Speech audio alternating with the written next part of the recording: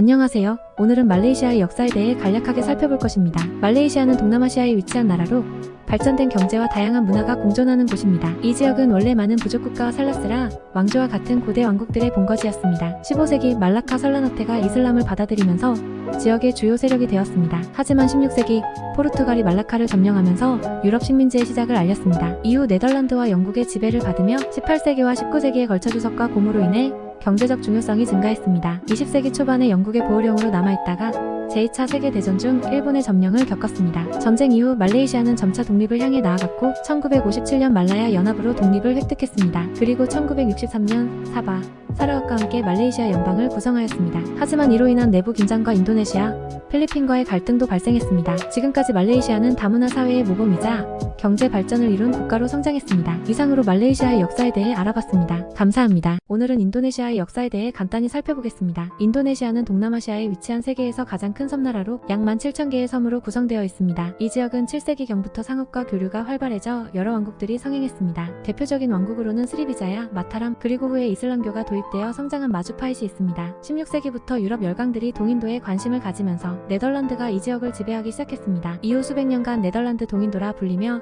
식민 통치를 받았죠. 제2차 세계대전 후 인도네시아는 수카르노 지도 아래에서 1945년 독립을 선언하며 자유를 얻었습니다. 1967년 수하르토 대통령이 집권하며 긴 자유화 시대가 시작되었고 1998년 경제위기와 함께 정치적 변화가 일어나 민주화로 이어졌습니다. 오늘날 인도네시아는 다양한 민족과 문화가 어우러진 세계에서 가장 인구가 많은 무슬림 국가 중 하나이며 경제적으로 빠르게 성장하고 있는 국가입니다. 이처럼 인도네시아는 고대 왕국의 번영부터 식민시대의 고통, 독립과 민주화에 이르기까지 다채로운 역사를 지니고 있으며 이 역사적 배경은 인도네시아의 오늘날을 이해하는 데 중요한 열쇠가 됩니다. 오늘은 필리핀의 역사를 간략하게 살펴보겠습니다. 필리핀은 7,000개 이상의 섬으로 이루어진 아시아 동남부에 위치한 국가입니다. 10세기에 이미 다양한 바다 무역과 마닐라 왕국 같은 부족 국가들이 존재했습니다. 1521년 포르투갈 탐험가 페르디난드 마젤란이 이 땅을 발견했고 스페인의 식민지가 되면서 캐스틸리아 제도라고 불렸습니다. 그 후 약 300년간 스페인의 통치를 받다가 1896년 필리핀 혁명이 일어나 독립전쟁의 서막을 열었습니다. 1898년 미국 스페인 전쟁 후 파리 조약으로 필리핀은 미국의 손에 넘어갔고 1946년 7월 4일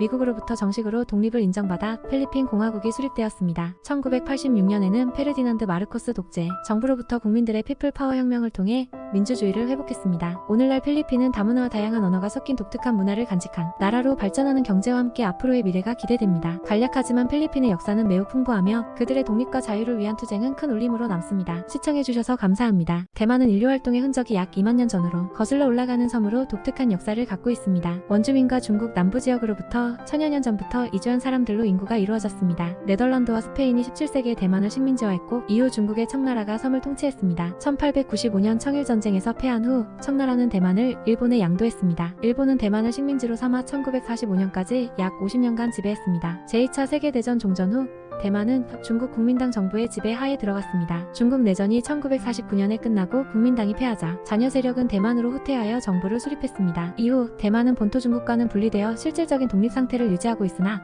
중화인민공화국은 일관되게 하나의 중국 원칙을 주장하며 대만을 자신의 일부로 간주하고 있습니다. 현재 대만은 고도로 발달한 자유민주주의 국가로 세계 경제에서도 중요한 위치를 차지하고 있습니다. 대만은 긴박한 국제관계와 고유한 문화적 정체성을 지닌 역사적 중요성을 갖는 지역입니다. 그 역사적 배경과 진행 중인 정치적 상황이 오늘날 대만의 독특한 지위를 나타내는 요소입니다. 싱가포르는 14세기경부터 중요한 동남아 교역 항구로 활동했습니다. 하지만 현대 싱가포르의 기원은 1819년으로 거슬러 올라가 영국 동인도 회사의 대리인인 스탠포드 래플스가 이끄는 자유무역항으로 설립되었습니다. 이후 싱가포르는 영국의 전략적 통상 거점으로서 급속한 발전을 이루었습니다. 제2차 세계대전 동안 싱가포르는 일본의 점령을 경험했습니다. 전쟁 이후 복귀한 영국 통치 아래 1959년 자치정부가 수립되고 이온키시 초대 총리로 선출되었습니다. 1963년에는 말레이시아 연방에 잠시 합류했다가 이후 이경과 대립을 겪으며 1965년 8월 9일 독립을 선포하게 됩니다. 독립 후 이온킷을 이어 리콴유 총리의 지도 아래 전략적인 국가 개발 계획이 추진되었습니다. 싱가포르는 제조업 중심에서 금융, 상업,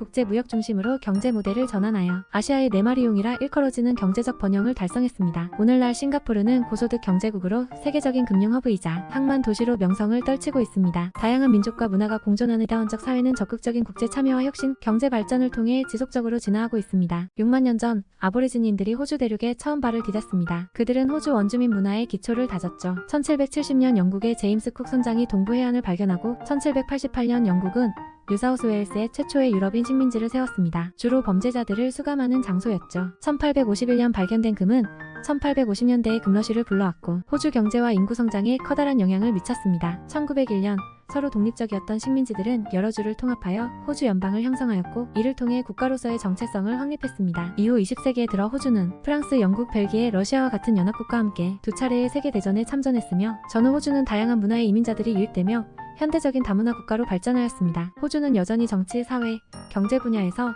전 세계적인 영향력을 지니며 강력한 자연 환경 보존 정책을 펼치는 나라로 자리매김하고 있습니다. 이상으로 호주의 역사에 대한 간단한 소개였습니다. 감사합니다.